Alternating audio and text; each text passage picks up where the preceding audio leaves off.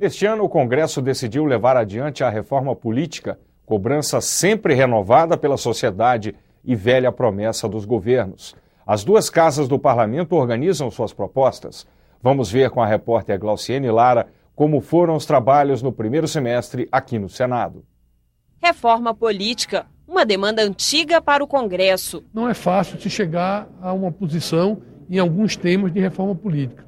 Por isso que a reforma política é difícil de ser feita. Em fevereiro, o Senado criou uma comissão especial para formular propostas. É a primeira, a mãe de todas as reformas, só que não se sabe exatamente o que é a reforma política. Sou a favor da cláusula de barreira. Eu sou favorável ao voto facultativo. Eu sou contra a reeleição. 15 senadores, sendo 3 mulheres. Um processo de reforma política tem um interesse específico às mulheres, porque a partir daí nós podemos dar um passo significativo quanto à nossa presença. 9 integrantes eram ex-governadores e 2 ex-presidentes da República, Fernando Collor e Itamar Franco, que morreu no dia 2 de julho. A comissão foi presidida pelo senador Francisco Dornelles. A reforma política é, sobretudo, um processo decisório. Os estudos já estão feitos, projetos prontos. Foram 10 reuniões em 86 dias para votar temas polêmicos. Em vez de um texto único, os senadores dividiram a reforma em 7 propostas de emenda à Constituição e 4 projetos de lei enviados à Comissão de Constituição e Justiça. Não existe um senador que esteja de acordo com todas as proposições.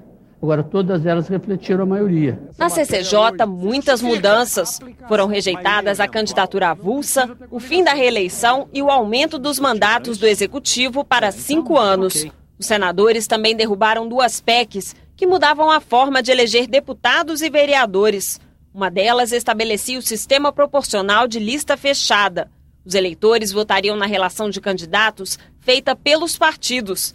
As listas teriam homens e mulheres alternados. Para mim, a grande perda foi não ter sido aprovado a lista pré-ordenada. A outra proposta derrotada é o Distritão, em que os candidatos mais votados são eleitos. A população não entende quando um candidato é menos votado, recebe um mandato e o mais votado não consegue aquele mandato. Deverá ter emendas novamente para que a gente possa debater no plenário do Senado, voltando depois à comissão. Caso o Congresso decida mudar o sistema de voto, a população terá de ser ouvida. Altamente positivo ouvir a sociedade.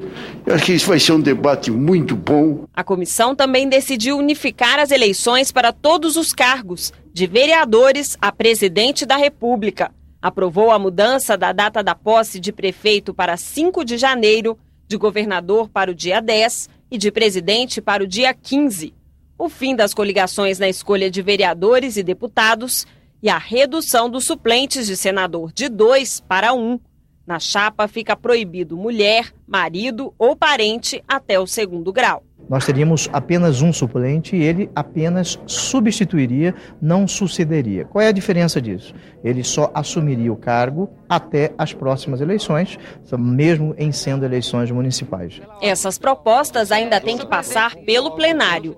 2 textos aprovados na CCJ já terminaram a tramitação aqui no Senado. Um deles impede que prefeitos e vices transfiram o domicílio eleitoral durante o mandato. O outro converte em lei a decisão do Tribunal Superior Eleitoral sobre a fidelidade partidária. Hoje, quem troca de legenda sem justa causa perde o mandato.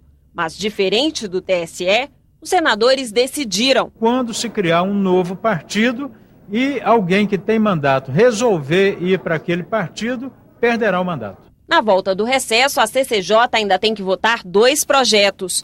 Um transforma em lei as regras atuais sobre a cláusula de barreira. Os partidos só conseguem tempo de TV se elegerem deputados federais. Para indicar líderes e integrantes das comissões no parlamento, é preciso ter, no mínimo, 3 representantes de 3 estados. Também falta votar o projeto do financiamento público das campanhas. As doações de pessoas físicas e empresas seriam proibidas e o Estado teria que repassar ao TSE R$ 7 por eleitor. Uma conta que dá cerca de 950 milhões de reais.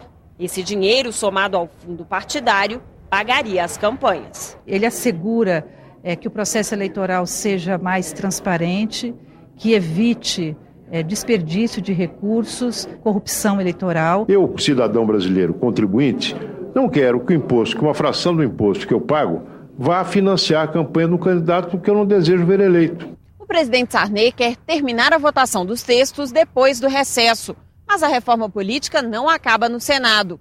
Todos os projetos ainda vão para a Câmara e outras propostas virão de lá. Os deputados também criaram uma comissão para tentar melhorar o sistema eleitoral brasileiro.